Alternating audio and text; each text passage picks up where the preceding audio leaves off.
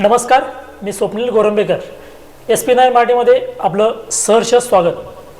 0 ते 100 या मालिकेच्या अंतर्गत आपण अनेक सामाजिक, शैक्षणिक, सांस्कृतिक या क्षेत्रामध्ये काम करणाऱ्या अनेक ज्येष्ठ श्रेष्ठ आणि जे परिवाराच्या बाहेर जाऊन काम करतात अशा अवलियांना भेटत असतो. असेच एक अवलिया आज आपल्या या स्टुडिओमध्ये आज आपणास भेटावयास आले आहेत. आपण या ठिकाणी आपण स्वागत करूयात. या ठिकाणी अनिल सिद्धेश्वर, भारतीय बौद्ध महासभा जिल्हाध्यक्ष कोल्हापूर. दादा, आपलं या स्टुडिओमध्ये स्वागत आहे. आपण या मुलाखतीच्या सुरुवातीला सगळ्यात महत्त्वाचा प्रश्न आपणास विचारावा वाटतो. काल परवाच महामानव विश्वरत्न परमपूज्य बोधिसत्व डॉक्टर बाबासाहेब आंबेडकर यांचं महापरिनिर्वाण दिन झालं. आज आपण भारतीय बौद्ध महासभा यासारख्या चांगल्या चळवळीमध्ये, धम्म चळवळीमध्ये काम करत आहात, जिल्हाध्यक्ष पदावरती काम करत आहात. जर समजा असं गृहीत धरा की या ठिकाणी विश्वरत्न परमपूज्य बोधिसत्व डॉक्टर बाबासाहेब आंबेडकर या भारतात, या महाराष्ट्रात जर जन्मालाच आले नसते तर अनिल सिद्धेश्वर नावाचं व्यक्तिमत्व निर्माण झालं असतं का? खरं म्हणजे मी पहिल्यांदा SP9च्या न्यूज चॅनेलला आणि 0 ते 100 व्यक्तिमत्वाचा वेध अशा या परिक्रमाला, अशा या मोठ्या अगदी मुलाखतीला बोलवून विविध क्षेत्रातील काम करणाऱ्या व्यक्तींना एक आपण SP9च्या माध्यमातून प्लॅटफॉर्म तयार करून देता. त्याच पद्धतीनं मलासुद्धा भारतीय बौद्ध महासभेच्या माध्यमातून एक सर्वसामान्य कार्यकर्ता म्हणून या धम्म चळवळीत काम करणाऱ्या व्यक्तीला तुम्ही इथं बोलावून घेतलं. खरं म्हणजे या SP9च्या सर्व टीमचं सर्व आमचे सागर पाटील सर असतील, आपण स्वतः स्वप्नील सर असाल किंवा सगळीच टीम अतिशय मला बघितल्यानंतर SP9ची ऑफिसमध्ये आल्यानंतर सरांनी डॉक्युमेंटरी दाखवली. विविध क्षेत्रामध्ये काम करत असताना आम्ही काय काम करतो अशा पद्धतीनं एक मला एक आपलं इंट्रोडक्शन दिलं तुम्ही. खरं म्हणजे मी इथं आल्यानंतर पहिल्यांदा थोडंसं हे सगळं तुमच्यामध्ये सेटअप बघितल्यानंतर मी 1-2 वेळा असं चॅनलच्या समोर आलो. मात्र आजच्या दिवशी मात्र मला इतकं मनाला समाधान वाटलं आणि एक चांगल्या पद्धतीचा अनुभव मला घेता आला. प्रश्न असा होता तुमचा की डॉक्टर बाबासाहेब आंबेडकर विश्वामध्ये जन्माला आले नसते तर. खरं म्हणजे बाबासाहेबांचं या भारत देशामधलं जन्म घेणं आणि या पृथ्वीतलावर त्यांनी पाय ठेवणं हेच आपल्या भारत देशासाठी फार मोठं योगदान आहे. खरं म्हणजे सर मला असं वाटतं की बाबासाहेबांच्या सारखे अनेक महामानव तयार झाले असतील, बाबासाहेबांच्या सारखे काम करणारे संत मंडळी असतील, बाबासाहेबांच्या सारखे काम करणारे वेगवेगळ्या क्षेत्रातली माणसं किंवा त्या पद्धतीनं काम करणारे अनेक लोक या विश्वामध्ये तयार झाले.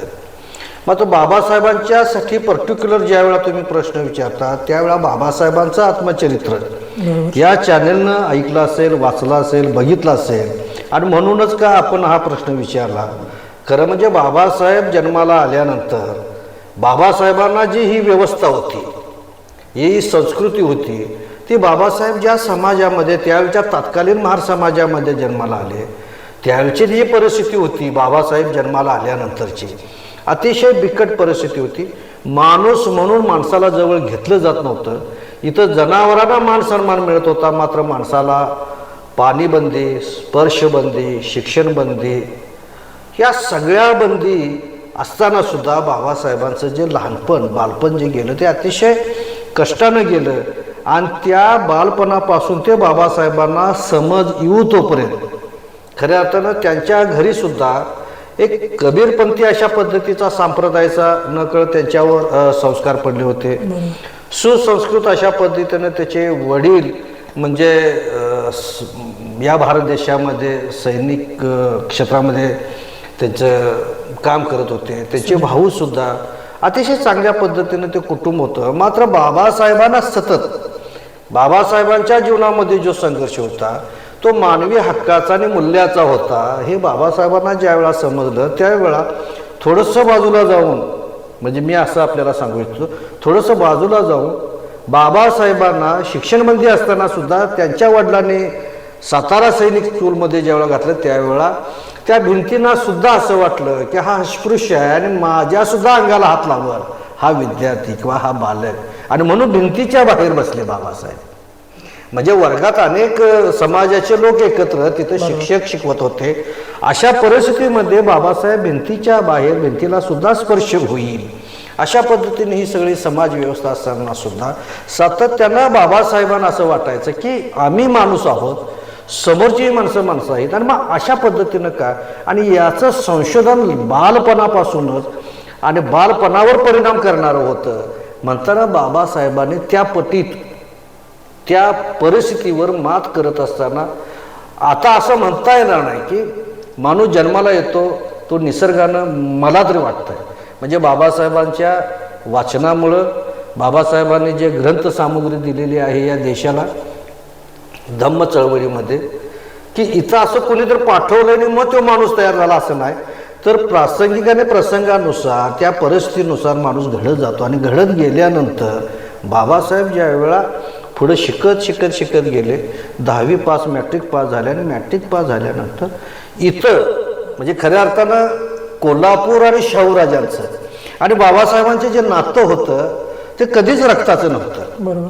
हा शाहूराजांचं जे संस्थानिक जे कोल्हापूर होतं, या कोल्हापूरमध्ये बाबासाहेबांच्या सारखी माणसं घडावीत अशा पद्धतीनं छत्रपतींचा एक वैचारिक वारसा होता, त्यांची मानसिकता तशी होती. आणि म्हणून कोल्हापूरमध्ये त्यांनी काय केलं की सर्व जाती धर्माच्या लोकांना शिक्षणाची मुभा मिळावी, चातुर्वर्णीय चौकटीतून हे समाज सगळा एकत्र यावा, चाली रूढी परंपरा अंधश्रद्धा कर्मकांड यामधून त्यांना बाहेर निघता यावं आणि माणूस म्हणून जगता यावं, यासाठी या कोल्हापुरामध्ये त्यावेळा इंग्रजांचं राज्य असताना सुद्धा त्याने स्वतंत्र अशा पद्धतीनं मराठ्यांचं मराठा बोर्डिंग, त्यांना शिकायला त्या शिक्षणाची दारं खुली व्हावी, बिस्क्लार बोर्डिंग म्हणजे या पद्धतीनं मुस्लिम बोर्डिंग, मागासवर्गीयांच्यासाठी बोर्डिंग, आणि मग अशा पद्धतीनं सर तुम्हाला सांगतो की याच्याही पुढे जाऊन सांगतो की हा पिचलेला समाज जो आहे, मागासलेपण आहे, दलित समाजातली जी माणसं आहे, इथं अस्पृश्यता आहे, हे सगळं बघत असताना खरं म्हणजे मी नव्यानं सांगायला पाहिजे या चॅनेलच्या समोर असं काही नाही. प्रत्येक चळवळीतले शाहूराजांचे आणि बाबासाहेबांचे जे प्रसंग आहेत ते माहीत आहेत. मात्र माझ्या बोलीभाषेत मी तुम्हाला सांगतो की त्यावेळा त्याचा उदाहरण येतो होता की गुजर, मारवाडी आणि वैश्यवाणी या लोकांनीच व्यापार करावा आणि या देशामध्ये प्रस्थापित व्हावा असं नाही, तर दलित समाजातल्या त्या काळच्या त्या म्हणजे गंगाराम कांबळेला सुद्धा हॉटेल काढून देऊन या समाजाची उन्नती, छोटा मोठा व्यवसाय करावा अशा पद्धतीनं भूमिका होती.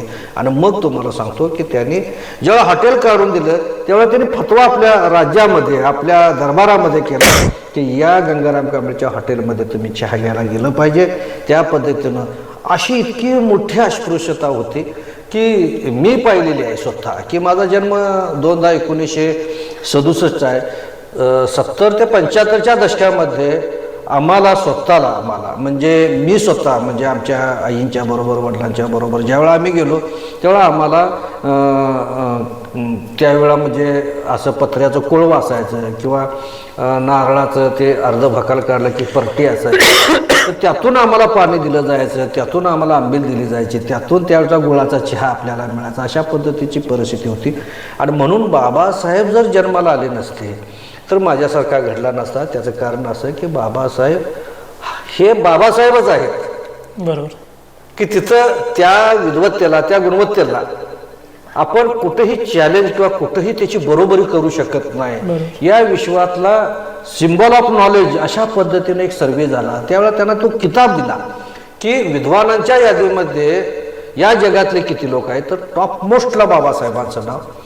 ग्रंथसामुग्री स्वतःची, खरं म्हणजे आता माझ्यासारख्या एखाद्या कार्यकर्त्याने एखाद्या एक 10 पानाचं आत्मचरित्र लिहिलं तर आम्हाला म्हणजे असं वाटतं की मी कोणतरी आहे. मात्र बाबासाहेबांच्या स्वतःची लायब्ररी जी होती त्यामध्ये अनेक पुस्तकं वेगवेगळ्या विषयावर अशा पद्धतीनं लिखाण केलेलं होतं. आणि बाबासाहेब 18 तास अभ्यास करायचे. कधी त्यांना भूक लागली नाही, कधी त्यांना ताण लागली नाही, कधी त्यांना असा आळस आला नाही. त्याचं एक कारण असं की ह्या व्यवस्थेला छेद द्यायचा होता. आणि म्हणून माझ्यासारखा कार्यकर्ता या चळवळीमध्ये, आता खरं म्हणजे मी इथं स्टुडिओत येणं आणि तुम्ही माझी मुलाखत घेणं ही सुद्धा देण बाबासाहेबांची, शाहूंचीच आहे असं मला वाटतं. काय बात आहे. अगदीच छत्रपती राजर्षी शाहू महाराज आणि डॉक्टर बाबासाहेब आंबेडकर यांचं नातं वेगळं होतं आणि त्यांचीच देण म्हणून आपण स्टुडिओत आलात असं आपण एक प्रकारचं अभिवादन विश्वरत्न परमपूज्य बोधिसत्व डॉक्टर बाबासाहेब आंबेडकर आणि राजर्षी छत्रपती शाहू महाराज यांना करताय.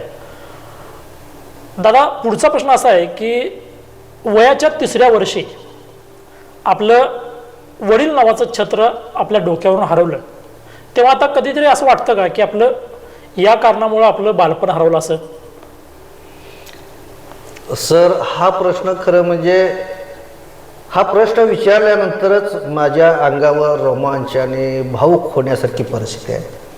नक्कीच आई वडील हे नातं वेगळं आहे. या नात्याला दुसरं नातं आणि दुसरी माया असू शकत नाही. मला माहीत नाही की मी या धम्म चळवळीमध्ये काम करत असताना पुनर्जन्म नाही किंवा जन्म आणि मृत्यू हे शेवटचं सत्य, अर्थसत्य आपल्याला म्हणता येईल. तर हे सत्य पचवायसाठी माझ्या आईनं मला त्या पद्धतीचे संस्कार दिले की बाप नाही म्हणून त्याच्याकडे दुर्लक्ष करावं, बाप नाही म्हणून समाज मला काहीतरी म्हणेल आणि मग समाजासाठी मी त्या पद्धतीनं अशा कुठल्या तरी म्हणजे असं न होता. सर, माझा जन्म मुंबईमध्ये झाला.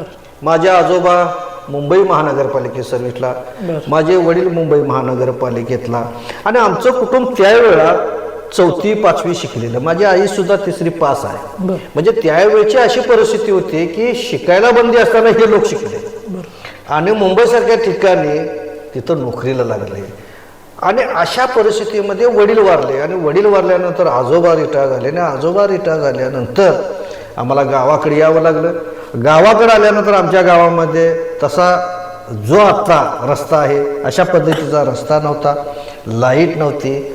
अगदी म्हणजे फार अशी भकास अशी परिस्थिती असताना सुद्धा माझी आई त्यावेळेला तिचा जो पेहरावा होता तो अतिशय सुशिक्षित अशी 6वारी साडी नेसलेली, अगदी म्हणजे व्यवस्थित राहणीमान असलेली. इथं मात्र 6वारी साडी नेसलेल्या बाईला आमच्या समाजामध्ये किंवा आमच्या मागासलेपणामुळं, अशिक्षितमुळं की तिच्याकडे बघत असताना ती नजर फिरायची. गोल साडीवाली किंवा पेंटिंग व्हायचं. म्हणजे जर मी एखादा काय इथं जरा वेगळ्या पद्धतीनं जर मी जर राहायला लागलो तर कसं माझे मित्रमंडळी अरे काय आज म्हणजे असं तसं तिनं ज्यावेळेला एकदा दोनदा तीनदा ज्या वेळा आईकडे बघितलं आणि आईच्या त्यावेळच्या त्या कुटुंबातल्या लोकांनी की आता हा तुला पेरावा बदलावा नाही असं ज्यावेळा सूचना केल्या त्यावेळेला 9वारी साडी नेसून त्या आईनं की वडिलांचीही भूमिका तिनं घेतली आणि आईची भूमिका. वडिलांनी जे शिक्षण द्यायचं होतं त्या आईनं शिक्षण दिलं. वडिलांनी जे चपाटा मारून जे मला शाळेत घालायला पाहिजे होतं त्या आईनं काम केलं. वडिलांनी ज्या पद्धतीनं संस्कार करायचे होते, दमदाटी द्यायची होती ती आईनं केली. आणि म्हणून तुम्हाला सांगतो आईचं जे ऋण आहे, बरोबर, आईला आमच्या मुंबईवाली म्हणायचे आणि आमच्या पूर्ण गावामध्ये ती सुसाई असायची.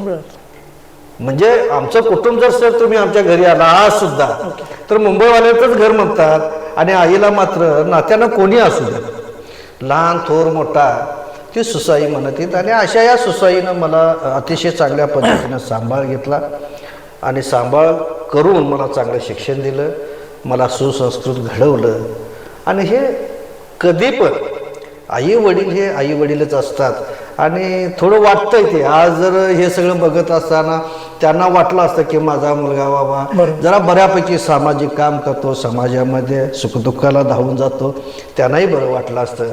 खरं म्हणजे ही थोडी माझ्या जीवनामध्ये उणीव राहिलीच आणि कायमस्वरूपी राहिली. बरोबर. तरीही 6वारीतून 9वारी हा प्रवास उलटा जरी असला तर त्या ठिकाणी वडिलांची आणि आईची जबाबदारी निभवत तुमच्या आईने, सुसाईने तुमची जबाबदारी निभवली. पण दादा, खरं वास्तविक वडील नसणारं पोर ते कुठंतरी भटकंती करत, कुठंतरी उन्हाळ्या करत, पण तसं न होता या ठिकाणी तुम्ही चांगल्या पद्धतीने शिक्षण घेऊ शकलात. याच्या पाठीमागं श्रेय तुम्ही नेमकं कोणाला द्या? आता खरं म्हणजे हे श्रेय जे आहे हे श्रेय देत असताना मला थोडंसं पाठीमागे जावं लागेल. बरं बरं. तर का पाठीमागे जावं लागेल की बाबासाहेबांना शिक्षणाची दारं बंद होती, त्यावेळेस शूद्र समाजाला शिक्षणाची दारं बंद होती. बरोबर. आणि मग मगाशी विचारल्याप्रमाणे परत आणि मी त्या ठिकाणी त्या जागेला ते केंद्रबिंदू आहे माझ्या जीवनातला. तो एक विषय असा आहे की मी त्या केंद्रबिंदूला सोडून मी कुठेही जावं गेलो तर सुद्धा मी तिथंच येणार. बरोबर. त्याचं कारण असं की बाबासाहेब जर शिकले नसते, बाबासाहेबांना जर संविधान सभेवर मसुदा समितीवर जाता आलं नसतं, बरोबर. प्रतिकूल परिस्थितीमध्ये शाहू राजाने जर त्यांना मॅट्रिक झाल्यानंतर स्कॉलरशिप दिली नसती, त्यांना प्रोत्साहन देण्यासाठी स्वतः शाहू राजे स्वतःच्या संस्थानामधून स्वतःच्या बगीतून बाबासाहेबांना भेटायला गेले आणि त्यांना सांगितलं की बाबासाहेब आता तुम्ही पाठीमागं वळून बघायचं नाही की तुम्हाला या देशामध्ये या जगामध्ये फार मोठी एक संधी आहे आणि मी त्याच्यासाठी पुढे येऊन मी तुम्हाला फार मोठी मदत करतो अशातला भाग नाही. तर मी एक राजा आहे आणि माझं कर्तव्य आहे आणि या कर्तव्याचं एक दिशा म्हणून किंवा कर्तव्य म्हणून पार पाडायचं म्हणून मी तुम्हाला एक थोडीफार मी शैक्षणिक मदत म्हणून मी तुम्हाला करतोय आणि स्कॉलरशिपच्या माध्यमातून तुम्हाला कुठलीही अडचण येणार नाही. ज्या वेळा तुम्ही परदेशात जाल त्यावेळा माता रमाईंच्याकडे बघत असताना सुद्धा ती माझी बहीण आहे आणि ज्या वेळा तुम्हाला वाटेल त्या वेळा मी कोल्हापुरातून मुंबईला येईल आणि मुंबईत असलेल्या रमा हिला मी तिकडे कोल्हापूरला येईल, असं सख्या बहीण भावाचं नातं. आणि खऱ्या अर्थानं तुम्हाला सांगतो सर, मी ते वाचलं इथे. बरोबर. म्हणजे बाबासाहेबांच्या त्या लिखाणामध्ये हा प्रसंग आहे बरोबर. की स्वतः बाबासाहेबांना भेटायसाठी जेव्हा शाहू महाराज गेले त्यावेळा स्वतःच्या डोक्याचा फेटा, एक साडी अशा पद्धतीनं पेहरावा करून त्यांना एक चेक 700 रुपयाचा देऊन ते तिथून परत आलते. आणि सातत्यानं ते बाबासाहेबांचं आणि शाहूराजांचं एक सामाजिक परिवर्तनाचं नातं, सामाजिक परिवर्तनाचं, म्हणजे कोणतरी देतंय आणि कोणतरी घेतंय असं नातं नव्हतं, तर सामाजिक परिवर्तनाचं नातं होतं. ते नातं चिरकार आजच्या पिढीला सुद्धा नाही, उद्याच्या पिढीला सुद्धा ते वाचल्याशिवाय ते घेतल्याशिवाय पुढे जाता येणार नाही. आणि म्हणून तुम्हाला सांगतोय की बाबासाहेब मसुदा समितीवर गेले, संसदेमध्ये त्यांनी या सगळ्या संविधानाचं प्रत्येक बिल 2-2, 3-3, 4-4 तास प्रत्येक वेळा त्यावेळेचे जे म्हणजे महात्मा गांधींच्या पासून ते डॉक्टर राजेंद्र प्रसाद, रवींद्रनाथ टागोर, पंडित नेहरू, जवाहरलाल, हे सगळ्या मंडळीने बाबासाहेबांना जे जे जे आता जे महिलांच्यासाठी असेल म्हणजे तरुणांच्यासाठी असेल प्रत्येक विभागामध्ये बघा स्वातंत्र्य दिलंय. बरोबर. आणि त्या स्वातंत्र्याचं त्या पद्धतीने त्याला कलम दिलेली आहे. बरोबर. म्हणजे आज मी स्टुडिओत यायचं आणि मी तुमच्या स्टुडिओला नकळत मुलाखत द्यायची, तुम्ही माझी मुलाखत द्यायची आणि हे प्रक्षेपण तुम्ही दाखवायचं, हे सुद्धा लोकशाही पद्धतीनं या संविधानाचाच अधिकार आहे. आणि म्हणून तुम्हाला सांगतोय का हे आईपर्यंत आलं. म्हणजे त्या संविधानामध्ये जर स्त्रीमुक्तीचा जर त्यांनी जर हे केला नसता, उल्लेख केला नसता, सर तुम्हाला सांगतो की बाबासाहेबांच्या सारखा विद्वान आणि गुणवत्ता असणारा माणूस नाही, एवढा त्यागी सुद्धा माणूस आज आपल्याला कोण भेटणार नाही. त्याचं कारण असं, हिंदू कोड बिलामध्ये ते काय होतं की स्त्रीमुक्तीसाठी लढा आणि स्त्रीला बरोबरीनं हक्क द्यायचा, अशा एका विषयावर त्यांनी कायदा मंत्री पदाचा राजीनामा दिला आणि संसदेत सांगितलं. तेव्हा तत्कालीन पंडित नेहरू म्हणजे देशाचे पंतप्रधान होते आणि डॉक्टर राधाकृष्ण हे तिथे म्हणजे महामहिम आमचे राष्ट्रपती होते. आता मला सांगा, जर आम्हाला जर एखाद्या वेळा तरुण मंडळाचा अध्यक्ष झालं आणि ते जर राजीनामा दे तो हिशोब नाही दिला तर तरुण मंडळाचा आणि ग्रामपंचायतीचा सदस्य सुद्धा तो कायदा मंत्री आणि शिवाय त्यावेळच्या त्या परिस्थितीनुसार त्यांना फार मोठं एक मानाचं स्थान होतं आणि अशा वेळेला सुद्धा त्यांनी हे दिलं. आणि म्हणून तुम्हाला सांगतो की बाबासाहेबांनी हे कष्ट केलं, शाहूंनी मदत केली आणि बाबासाहेबांनी संत गाडगेबाबा महाराज असतील, संत तुकाराम असतील, महात्मा ज्योतिराव फुले असतील, अशा लोकांना गुरुस्थानी मानलं. एवढंच नाही तर हिंदवी स्वराज्याचे जनक म्हणजे आपण म्हणतो की छत्रपती शिवाजीराजे, तर प्रत्येक पानाच्या लिखाणावर त्याने जय शिवराय म्हटल्याशिवाय त्याचं लिखाण होत नव्हतं. अशी ही प्रेरणास्थळं घेऊन ते बाबासाहेब ह्या समाजापर्यंत पोचले आणि म्हणून माझी आई शिकली आणि आईला शिक्षणाचं महत्त्व पटल्यामुळे मी इथंपर्यंत शिकलो. वा क्या बात आहे. तर फार सुंदर उत्तर तुमच्याकडं ऐकायला मिळालं. आणि महत्त्वाचं म्हणजे आता या कोल्हापूर जिल्ह्यात अनेक लोकनेते होऊन गेलेत आहेत आणि होतील.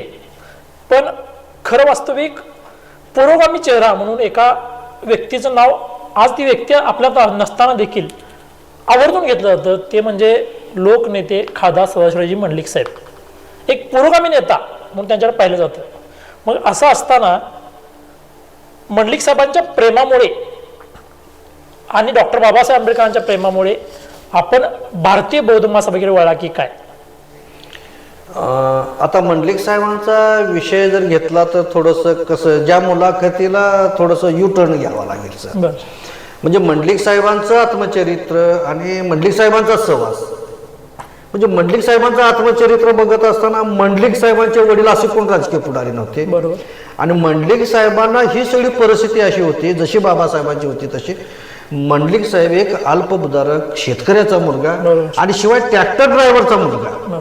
आणि त्यावेळेचे राजे विक्रमसिंह घाडगे म्हणजे कागल तालुक्यामध्ये, कोल्हापूर जिल्ह्यामध्ये आणि महाराष्ट्रामध्ये, देशामध्ये एक थोड्याफार प्रमाणात स्वातंत्र्यानंतर थोडीशी राजेशाही होती. आणि राजेशाहीमध्ये असताना सुद्धा एका अल्पभूधारक ट्रॅक्टर ड्रायव्हरच्या मुलग्यानं त्या राजाच्या विरुद्ध बंड ठोकवत नाही.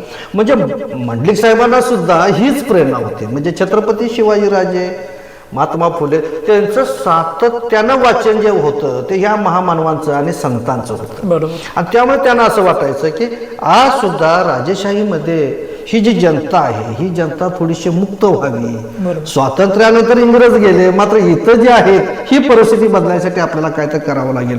आणि म्हणून तुम्हाला सांगतो मंडलिक साहेबांचा सहवास मला अतिशय लहानपणापासून म्हणजे मला लाभला. आणि मला सुद्धा त्यांच्याबद्दलचं अट्रॅक्शन असं वाटत होतं की माझे वडील नसताना सुद्धा मी त्यांना बघत असताना माझं नातं होतं रक्ताचं काय ना. मी मात्र त्यावेळा माझं मत नसताना किंवा मी त्यांचा कार्यकर्ता नसताना मी त्यांच्याकडे बघत असताना या सगळ्या आयडॉल जसं आहे म्हणजे बाबासाहेब, शाहू फुले, त्यानंतर छत्रपती शिवाजी असा तो तगडा माणूस आणि शरीरिष्टनं बलदंड असा आणि विचाराची पकड अगदी रोखठोक बोलणारा. आणि मग आम्हाला असं वाटायला लागलं की या व्यक्तीकडे बघत असताना या व्यक्तीच्या सहवासात जाताना आम्हाला सुद्धा सर तुम्हाला आश्चर्य वाटेल की तुम्ही मगाशी म्हटलं की तुम्ही वडील नसताना तुम्ही इतकं शिकला, निर्व्यसनी राहिला किंवा एवढं सगळं व्यवस्थित. त्याचं कारण मंडलिक साहेब. क्या बात आहे.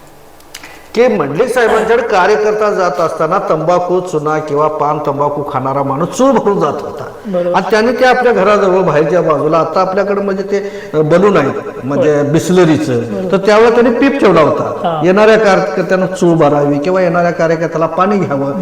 तर मी बघायचा लहानपणापासून की चूळ भरून जायचे कार्यकर्ते.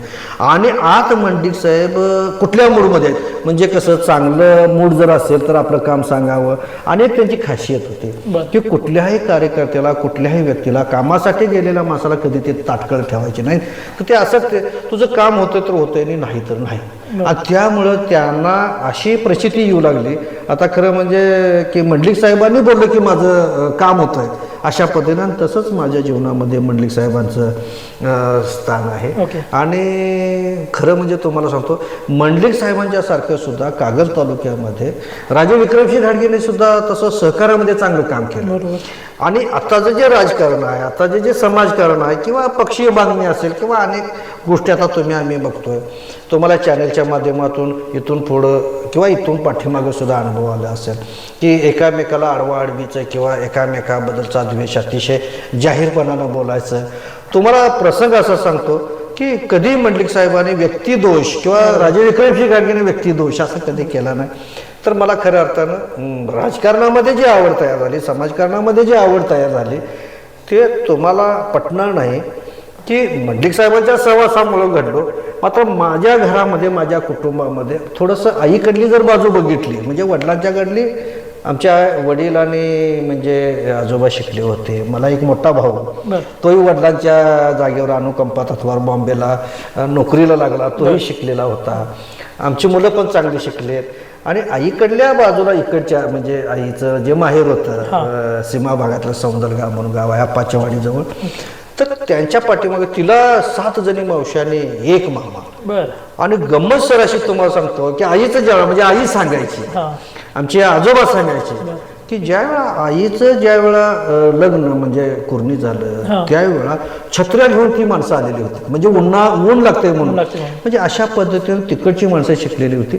आता तुम्हाला सर सांगतो की जे सिद्धनाथ महार म्हणून आपण कळंबीला आहे, तो 14वा वंशी जे आहे मिलिंद इनामदार म्हणून, तो आईचा सख्खा मावस. बर. आणि पेठेला जर तुम्ही गेला असाल तर BL पवार माजी आमदार त्या आईचे सख्खे काका. म्हणजे हे जे मंडलिक साहेबांचं आणि माझं जे कनेक्शन आहे किंवा ही जी वंशावळ आहे हे अनुवंशिकच थोडंसं माझ्याकडे आलं असावं असंच मला जाणीवपूर्वक वाटतंय. बरोबर. त्याच्यामुळेच तुम्ही भारतीय बौद्ध महासभेवर वळला असं म्हणायला हरकत नाही. कदाचित असू शकते. बरोबर. तर सगळ्यात महत्त्वाचं, महाराष्ट्रामध्ये आणि एकूणच देशामध्ये ठराविक घराणे अगदी लहानग्यापर्यंत आपल्याला सर्वांना माहिती आहे. राजकारणामध्ये ठाकरे घराणं असेल, पवार घराणं असेल, त्याचबरोबर टाटा अंबानी घराणं असेल. तर याच्याही पुढे जाऊन विवेकवादाच्या दृष्टिकोनातून पाहिलं, संघर्षाच्या दृष्टिकोनातून पाहिलं तर आंबेडकर घराणं देखील तितकंच महत्त्वाचं या देशासाठी आहे. आणि हे लहानग्या पोरापर्यंत माहिती आहे. तेच याच आंबेडकर घराण्याशी जवळीक साधत तुम्ही राजरत्न आंबेडकर साहेब यांच्याजवळ आता तुम्ही सध्या काम करताय, यांच्या सोबत आता काम करताय, काय वाटते सर? आंबेडकर कुटुंबाबद्दल जर मी बाबासाहेबांच्या बद्दल जसं बोललो, ती जी गुणवत्ता आहे, विद्वत्ता आहे, या पद्धतीचं मी बोलावं आणि चॅनेलनं समोर विचारावं आणि त्याचं उत्तर द्यावं. खऱ्यातनं सर तुम्हाला सांगतो, अहो त्या आंबेडकर कुटुंबाच्या बाबतीत जर बोलायचं म्हटलं, अहो फक्त ते नाव जरी घेतलं तरी सुद्धा तुम्हाला सांगतो का एक वेगळं विचाराचं वलय तयार होतं, संघर्षाचं तयार होतं. आणि अशा प्रसंगातून मला सांगा की परवाचं उदाहरण देतो, म्हणजे बाबासाहेबांचे नातू प्रकाश आंबेडकर अकोल्याला सभा झाली. अकोल्याला सभा झाली आणि त्याचे स्वागताचे बॅनर लागले. आणि तिथंच विदर्भ मराठवाड्यामध्ये मराठ्यांना आरक्षण मिळावं यासाठी मनोज रागेचं पुढाऱ्यांना प्रवेशबंदीचे फलक होते. आता मला सांगा, मुख्यमंत्र्यांच्या पासून ते अगदी खालच्या ग्रामपंचायतीच्या सदस्यापर्यंत कुठलाही राजकीय त्या गावामध्ये कार्यक्रमाने कुठलाही अशा सार्वजनिक ठिकाणी त्या पुढाऱ्याने यायचं नाही, अशा पद्धतीची प्रवेशबंदी असताना आंबेडकर कुटुंबासाठी स्वागताचे फलक लागतात. आता तुम्हाला सांगतो, हे बाळासाहेबांच्या बाबतीतच असं नाही तर धम्म चळवळीमध्ये भीमराव आंबेडकर काम करतात, त्यानंतर भीमसेना म्हणून आनंदराजे आंबेडकर काम करतात, त्यानंतर त्यांचा मुलगा सुजाता आंबेडकर म्हणून काम करतात. आणि मी ज्यांच्याकडे काम करतो ते डॉक्टर राजरत्न आंबेडकर. म्हणजे हे जे आता बाबासाहेबांच्या आजोबांच्या पासून वडिलांच्या पासून ते अनुवंशिकच किंवा ते जीन्स त्या पद्धतीनं रक्तातले काही जे हे आहेत विद्वत्तेचे किंवा एक आक्रमक, ते त्या कुटुंबाकडे बघत असताना या देशातले आणि देशाच्या बाहेरचे सुद्धा लोकांनी अतिशय नम्रपणानं आणि अतिशय एक वेगळ्या नजरेनं त्यांच्याकडे बघतात. आता राहिला प्रश्न कसा, मी राजरत्न साहेबांच्याकडे मी कसा वळलो? खरं म्हणजे आंबेडकर कुटुंबाबद्दल एकूण देशातल्या बौद्ध समाजातला असू दे नाहीतर कोणत्याही समाजाला एकूण म्हणजे आता परवा तुम्हाला सांगतो की या राज्याचे मुख्यमंत्री, या राज्याचे दोन्ही उपमुख्यमंत्री अजितदादा पवार असतील, देवेंद्र फडणवीस साहेब असतील, तिथं त्या 6 डिसेंबरला अभिवादन करायसाठी त्यांनी तिथं जाऊन हे करायचं, म्हणजे ते फार मोठी असते. आता मी राजरत्न साहेबांच्याकडे मी तुम्हाला एक किस्सा सांगतो बाबासाहेबांचा, की बाबासाहेबांना सुद्धा राजरत्न नावाचा एक मुलगा होता आणि राजरत्न साहेबांचा जो मुलगा होता सॉरी बाबासाहेबांचा जो राजरत्न होता त्याच्यावर बाबासाहेबांचं अतिशय अगदी सगळ्याच मुलांना आईवडिलांचं प्रेम असतं मात्र त्यावर अतिशय चांगल्या पद्धतीचं प्रेम आणि माया त्या राजरत्नावर होती.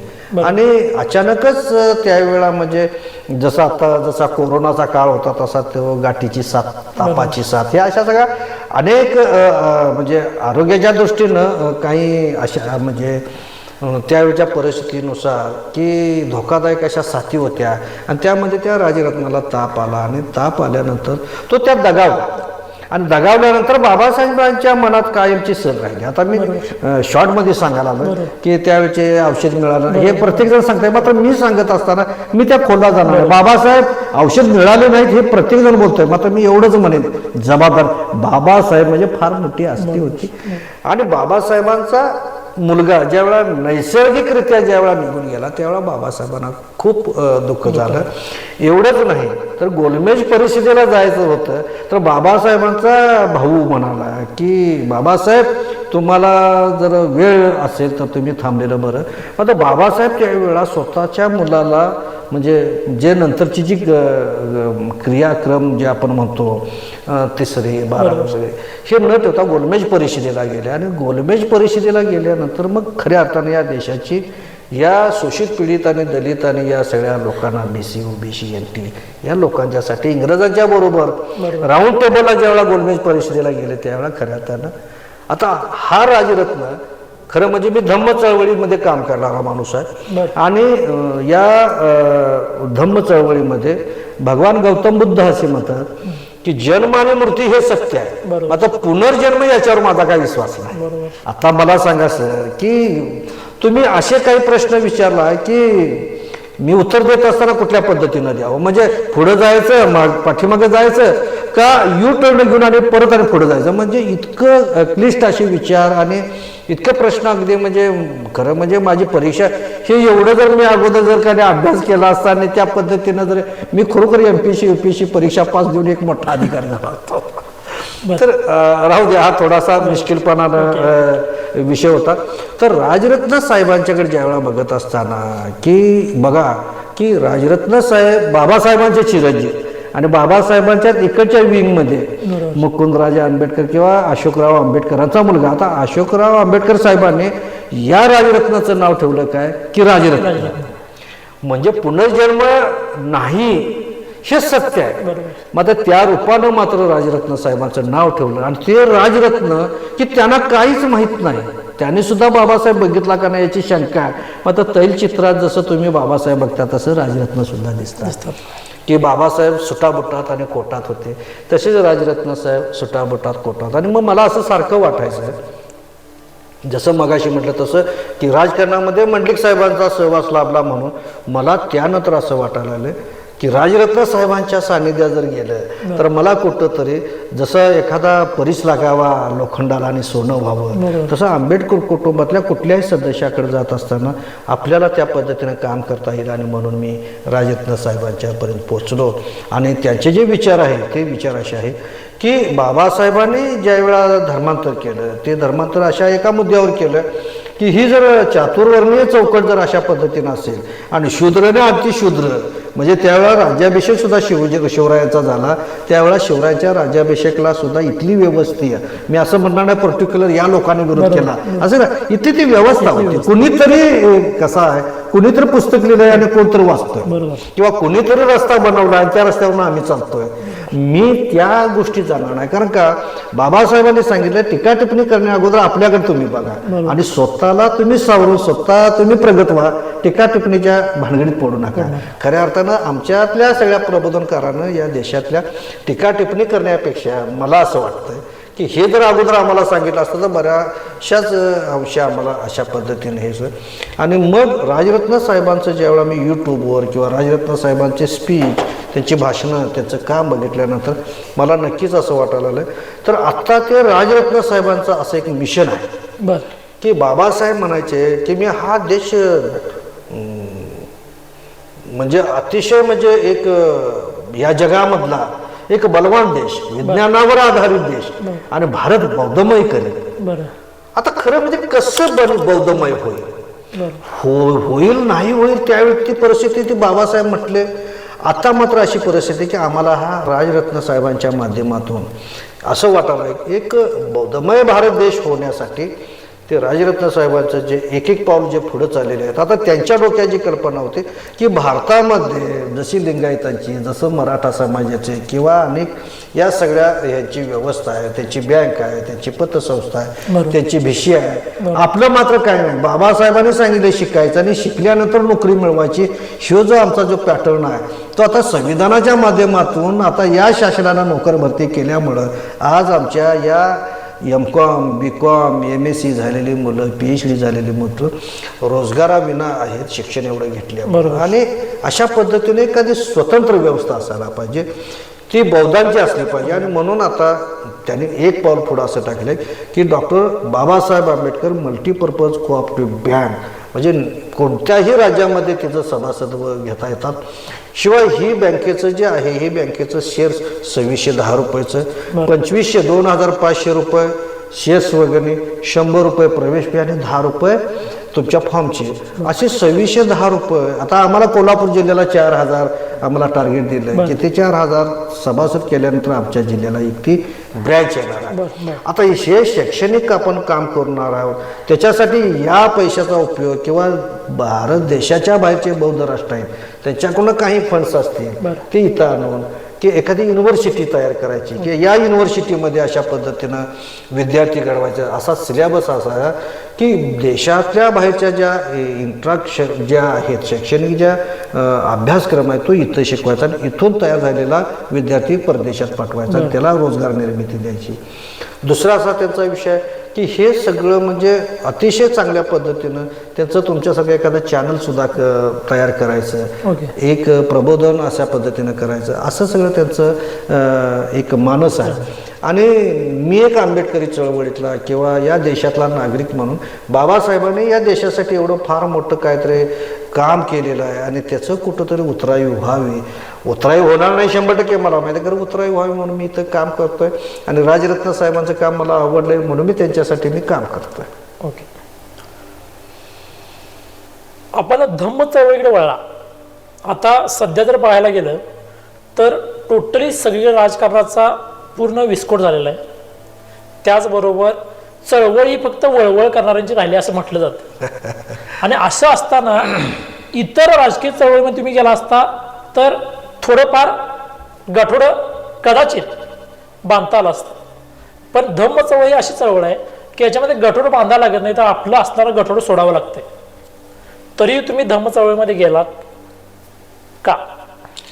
सर कसं आहे की वारकरी आणि धारकरी म्हणजे संप्रदायामध्ये विठू माऊलीच्या दर्शनाला जाणारी जो वारकरी आहे त्याची एक वारी असते. आणि त्या वारीला तो चैत्र वारी, आषाढी वारीला असा पायी कोण जातो, कोण बसनं जातो, कोण जसं वाहन असेल किंवा जसं जमल तसं ते वारीला जातात. आणि तिथं विठू माऊलीची काय करतात, दर्शन घेतात. आणि तिथं त्यांचं मागणं असं असतं की मला पुढच्या वर्षी तुझ्या वारीला यायला पाहिजे. आता वारीला यायला पाहिजे म्हणजे काय, असं म्हणजे एक जादूची कांडी आहे का मला वारीला जायचं आहे म्हणून तिथं जायचं आहे. वर्षभरामध्ये त्यांनी त्याचं नियोजन केलेलं असतं की या आषाढी वारीला मला जायचं असेल तर घरात माझ्या व्यवस्थित धान्य धुणं असलं पाहिजे, बाजारात असला पाहिजे आणि मला तिकडे जावं लागेल. तसं मी माझ्या या सगळ्या एकूण म्हणजे माझ्या कौटुंबिक व्यवस्थेमध्ये मी आता नोकरी करत असताना 12 महिने मला पगार मिळतो. आणि 12 महिने पगार मिळाल्यानंतर मला ज्या समाजानं मला उचलून धरलं, ज्या समाजात मी जन्माला आलो, ज्या समाजामुळं किंवा ज्या बाबासाहेबांच्यामुळं मी आज अशा पद्धतीनं राहतो, मला त्याची मगाशी म्हटल्याप्रमाणे थोडं तरी माझ्या मनाला ते वाटतं. आणि मग 11 महिने माझ्या कुटुंबासाठी तो मिळणारा पगार आणि 12वा जो महिना आहे त्याचा जो पगार आहे तो धम्म चळवळीसाठी वापरायचा. आणि दुसरा असा विषय आहे की या धम्म चळवळीमध्ये किती 100% यश येतं की येत नाही, मला त्याच्याशी देणं घेणं नाही. मात्र 100% मला असं वाटतं की इथं या धम्म चळवळीमध्ये अंधश्रद्धा कर्मकांड या गोष्टीला मात्र नक्की फाटा जाईल आणि त्याच्यासाठी आपल्याला काम करावं लागेल. म्हणजेच आमचा पूर्णपणे जो बहुजन समाज आहे, अगदी मराठ्यापासून ते बौद्ध समाजापर्यंत जो समाज आहे, जो अनिष्ट रूढी परंपरेमध्ये जो गुंतलेला आहे किंवा तो तिथं भरपटत चाललेला आहे, त्याला कुठंतरी आधार मिळाला. आणि त्या पद्धतीनं एवढंच नाही सर, मी तुम्हाला आश्चर्य वाटेल की आमची आई जी सुसाई आहे ती 2017ला गेली माझ्या कुटुंबातून. आईचं प्रत्येक वर्षाला 6 फेब्रुवारीला मी तिच्या नावानं मी अशाच पद्धतीचा उपक्रम करतो. आणि उपक्रम केल्यानंतर तिथं रक्तदान शिबिर, आरोग्य शिबिर, त्यानंतर व्याख्यानमाला अशा पद्धतीनं एक दिवसाचं स्नेहभोजन ठेवून सगळ्या मित्रमंडळींना, चळवळीतल्या सगळ्या लोकांना मी बोलवून घेऊन मी असा कार्यक्रम करतो. आता हे माझं व्यक्तिगत कुटुंबाचं जरी असलं तरी सुद्धा धम्म चळवळीकडे अशाच माध्यमातून मी बघतो. आणि म्हणून मला लाभाचं कुठलंही पद नाही मिळालं तर चालेल. एक वेळ अशी येईल की समाज ज्या वेळा त्याच्यामध्ये समाजाला ज्या वेळा असं वाटेल की हा माणूस प्रामाणिकपणानं काम करतो, माझी सुद्धा नैतिक जबाबदारी आहे, असं प्रत्येक समाजातल्या त्या काम करणाऱ्या नोकरदाराला असेल, शेतकरी असेल, मजूर असेल, ते सुद्धा या धम्म चळवळीत येतील आणि माझं हलकं काम होईल. प्रत्येक घरामध्ये एखादा धम्मदूत तयार होईल, चळवळीतला काम करणारा कार्यकर्ता होईल. आंबेडकर चळवळीने काम करायला शिवरायांचं, महात्मा फुल्यांचं, बाबासाहेबांचं, शाहूंचं वाचन होईल, त्याचं जागरण होईल आणि त्या पद्धतीनं समाज घडेल, म्हणजे भारत देश घडेल, असे एक हेतू धरून मी चाललेलो आहे. आणि म्हणून या धम्म चळवळीत आपलं आहे. ओके, आता आपण या मुलाखतीचा शेवटचा प्रश्न आपला आता आहे. प्रत्येक प्रश्नावरती तुम्ही 6 मारले असं म्हणायला गेलं हरकत नाही. तर शेवटचा प्रश्न असा आहे, आजपर्यंत मंडलिक साहेबांचं तुम्ही कार्यकर्ता म्हणून काम केलंय. आत्ताचे आदरणीय खासदार संजय दादा मंडलिक यांचे देखील तुम्ही कार्यकर्ता म्हणून अनेक निवडणुकांच्या मध्ये प्रामाणिकपणे जबाबदारी तुमच्यावरती दिली गेली, ते अगदी प्रामाणिकपणे तुम्ही पार पाडली. असं होईल काय की उद्या एखाद्या कुठल्या तरी निवडणूक प्रक्रियेसाठी कार्यकर्ता म्हणून एखादी जबाबदारी न स्वीकारता एखाद्या निवडणूकच लढवण्याची संधी अनिल सिद्धेश्वर यांना मिळेल काय? आणि मिळाली तर त्या संधीचं तुम्ही सोनं कराल काय? सर, हा प्रश्न जो आहे तो थोडासा म्हणजे या मुलाखतीचा थोडासा शेवटचा भाग जरी असला तरी सुद्धा महाराष्ट्रामध्ये हवा असणारा हा प्रश्न आहे. प्रत्येक कुटुंबामध्ये कार्यकर्ता होण्याची एक चिकाटी, जिद्द, मला काहीतरी मिळेल अशा हिशोबानं हे सगळं चाललेलं आहे.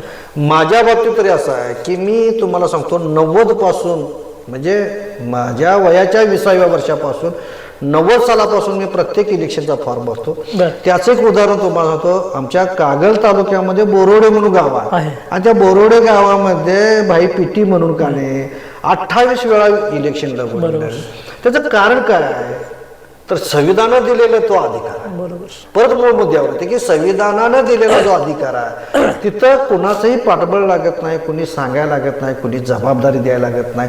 तुम्ही जर ठरवलं आज विधानसभेला फॉर्म भरायचा, तुम्हाला कोण अडवणार नाही, मला कोण अडवणार नाही. उद्या लोकसभेला फॉर्म भरायचा तुम्हाला, मी तरी असं म्हणतो की मंडलिक साहेबांच्या नंतर संजय दादा मंडलिक असतील किंवा मी राजकारणामध्ये सक्रिय असेल, भविष्यामध्ये असेनी नसेनी, ती परिस्थिती अशी तयार होती की ती प्राप्त परिस्थिती झाल्यानंतर त्या नेत्याला सुद्धा वाटतं की काय नाही रे बाबा ह्या व्यक्तीलाच द्यावं. आता त्याचं एक उदाहरण तुम्हाला मगाशी सांगितल्याप्रमाणे मंडलिक साहेबांचे वडील कोणच नव्हते, बरोबर. आता प्राप्त परिस्थिती तयार झाली, ती परिस्थिती अशी तयार झाली की राज्याविरुद्ध प्रजा.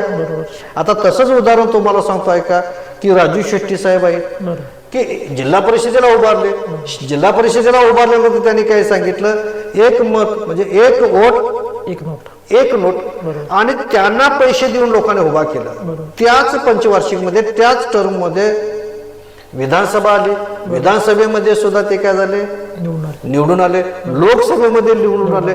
आता मला सांगा ही पाठीमागची बॅकग्राऊंड काय? काहीच नाही. आणि म्हणून तुम्हाला सांगतोय का कागल तालुक्यातलं दुसरं उदाहरण देतो की आता जे कॅबिनेट मंत्री जे आहेत आमचे पालकमंत्री आहे कोल्हापूर जिल्ह्याचे, ते गुरु शिष्याचं नातं म्हणजे मंडलिक साहेब आणि मसीद साहेब गुरु शिष्याचं नातं होतं. आणि त्यावेळची ती परिस्थिती आता मुस्लिम अल्पसंख्याकांची जर आपल्या मतदारसंघात जर मतं बघितलं तर किती आहेत. मग आता गेली 25 वर्षे त्या माणसाला आपण सगळी निवडून देतो. बरोबर. आणि मला जर म्हटलं, खासदार साहेबांनी जर म्हटलं की तू हे इलेक्शन म्हणजे लढवायला पाहिजे, तर ती त्यावेळची ती परिस्थिती तयार झाली. आपण म्हणजे ह्या सगळ्या गोष्टी आपण करू शकतो. किंबहुना मला त्यामध्ये थोडंसं असं वाटतंय सर की खऱ्या अर्थानं म्हणजे राजकारण हा आमचा पेशा नाही, आमचे अनुवंशिक किंवा घराणेशाही नाही किंवा आमच्या तसा कोण पुढारी होऊन गेला नाही. मात्र शेवटच्या घटकेपर्यंत आपल्याला प्रयत्न करता येईल. आणि मी सर्व तुमच्या चॅनलच्या दर्शकांना सुद्धा सांगेन की आपल्याला शासक बनायचं आहे आणि शासक बनण्यासाठी थोडाफार प्रयत्न करावा. मात्र अगदीच त्याच्या पुढे जाऊन जर काम करायला लागला, स्वतःचं आर्थिक नुकसान करून जर तुम्ही राजकारण करायला, तर कुटुंबाची वाताहत होईल. आणि कुटुंबाची वाताहत झाली की तुम्हाला समाजामध्ये जे स्टेटस आहे ते स्टेटस राहणार नाही. आणि म्हणून मी तुम्हाला सांगतो की राजकारण हे राजकारणाच्या ठिकाणी ठेवलंय मी. आणि धम्म चळवळी त्या ठिकाणी ठेवली आहे. आणि कुटुंबामध्ये मी अगदी चांगल्या पद्धतीनं लक्ष दिल्यामुळं कुटुंबही सुखी आहे, मी सुखी आहे, मला स्वास्थ्य चांगलं मिळतं. आणि सर अतिशय म्हणजे शेवटचा प्रश्न असं म्हणता येणार नाही की कधी आणि जर तुम्ही बोलवला तर अतिशय नम्रपणाने मी इथं येईन आणि मी तुमच्याशी गप्पा गोष्टी करीन. आणि खरं म्हणजे SP9च्या माध्यमातून मला खूप म्हणजे इतका आनंद झाला, इतका आनंद झाला की एका गोष्टीचं दुःख पण होतंय की बाबासाहेब, पहिलाच प्रश्न तुम्ही विचारा, बाबासाहेब जर जन्माला आले नसते तर खऱ्या अर्थानं बाबासाहेब खरोखर जन्म आणि मृत्यू जरी असला तरी सुद्धा बाबासाहेब तुमच्या आमच्या ह्या पूर्ण विश्वात चराचरामध्ये बाबासाहेब आहेत. बरोबर. शाहू आहेत, छत्रपती शिवाजीराजे आहेत, महात्मा फुले आहेत, संत गाडगेबाबा महाराज आहेत. आणि म्हणून हे सगळं आमचं वैभव जे आहे, हे वैभव अशा पद्धतीनं आपल्याला या देशामध्ये, या राज्यामध्ये दिसत आहे. आणि बाबासाहेब निघून गेले, शाहूराजे निघून गेले, ते निघून गेलं तरी सुद्धा त्यांचे जे विचार आहेत ते जोपासणारे माणसं तुम्ही आम्ही असल्यामुळं बाबासाहेब हे जिवंतच आहेत आणि जिवंतच राहतील आणि ते अमर आहेत. बरोबर. अगदीच सुंदर असं. तर आपली प्राप्त परिस्थिती निर्माण व्हावी आणि आपल्याला कार्यकर्ता म्हणून न राहता एखाद्या वेळेस एखादं चांगलं पद मिळावं अशी सदिच्छा. त्याचबरोबर भारतीय बौद्ध महासभेचं जे आपलं जे काम चाललं आहे त्यासाठी देखील SP9 समूहाकडून खूप खूप शुभेच्छा देतो. आणि दादा, आपण या स्टुडिओमध्ये आपण आलात याबद्दल धन्यवाद. याचसारख्या ताज्या घडामोडींसाठी पाहत रहा SP9 Marathi. Your time, your news. धन्यवाद.